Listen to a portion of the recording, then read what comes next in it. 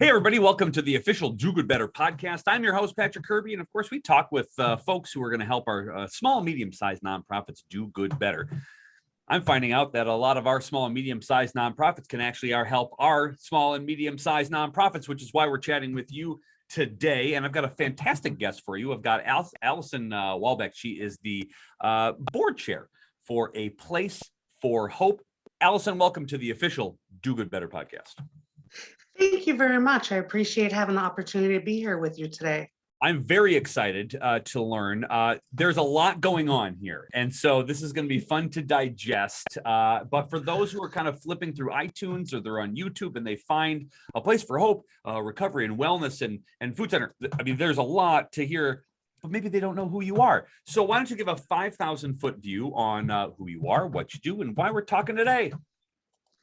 Well, first of all, as you know, A Place for Hope, the purpose is to provide a safe, enriching, and supportive recovery environment for adults living with a mental illness. Unfortunately, COVID-19 put a wrench in those plans when the governor shut down social clubs. So we had to do some quick thinking and pivot in how we could still serve the community and especially our members. So we decided to open up a food shelf. And that's what we're doing now. Brilliant. Talk a little bit about mental wellness. Talk about mental health. Why is that such an important piece? And why is this something that you decided I'm going to take the leadership position, we're going to build, and we're going to create this group? Well, actually, A Place for Hope has been around for over 20 years. Prior to now, we've been very quiet, very seclusive. Our members, were afraid to let it out that, they were living with mental illness because of the stigma that society has on that. However, we're becoming more and more open with that and encouraging people to be more vocal, and that 1 in 5 adults live with mental illness at some point in their lives, and it's not unusual. And the more open we can be, the more we can help people to get out, not isolate, and live better lives. Live it loud and proud. That's really what I really like about this. All right, so I want to hear a success story. I think you've been around for 20 years. There's bound to be 200, 2,000 stories of success. Is there something that you can kind of share with the listening audience on what you've been doing around for 20 years and kind of the good that you have done, even being sort of behind the scenes with a lot of mental wellness issues? What's a great thing that you can share with us? Well, I guess I could use my some personal information for that. When I first heard about A Place for Hope, it was the Recovery and Wellness Center, and actually at that time it was known as the Social Connection. And at that time, it was over 10 years ago, I was living in my car. I didn't have a home. I was new to the area. And I started coming in because I myself was dealing with mental illness, severe depression and anxiety, and I needed a place to be, to feel welcome and feel like I wasn't being judged for, what I was dealing with.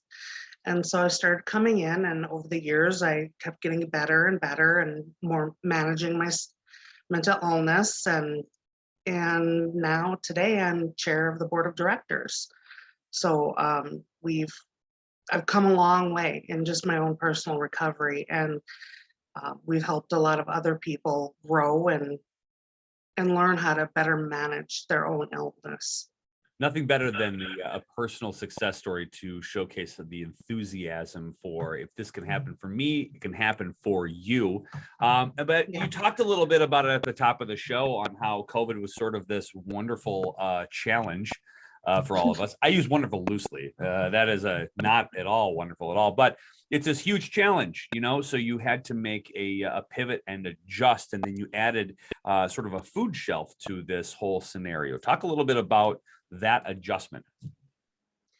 Well, like I said, when the governor shut down social clubs, we had one full-time employee and one part-time employee, and we had all our members who came to rely on us for the little bit of food that they could get and take home with them.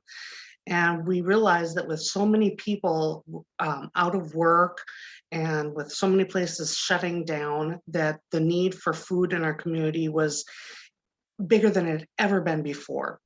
And so our director decided that we would open up a food shelf. We would open our doors to the community, both Fargo, Moorhead, and basically anybody that wanted to travel to come and get food from us. We started with one very small room to do this out of. And through one of the challenges was how to grow that and serve a much larger community.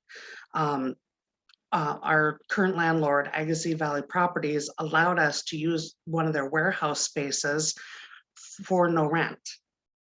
So we were able to expand and move our food shelf operation into that space.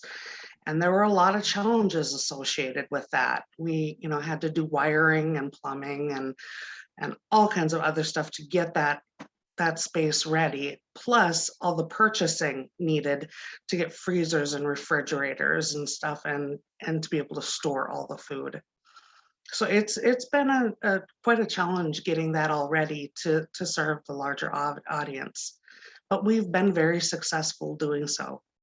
The audacity in creating this is something that I just love a lot, and I think that's really what makes this such a wonderful story, is that this this delightful opportunity comes around not a lot, right, where you have the ability to pivot and then serve more while still sticking to your mission. So I'm super excited for you, and super great for the community that has you around too. For other organizations, let's just talk about somebody who's working on a food shelf, or somebody, organization or nonprofit who's within recovery or wellness.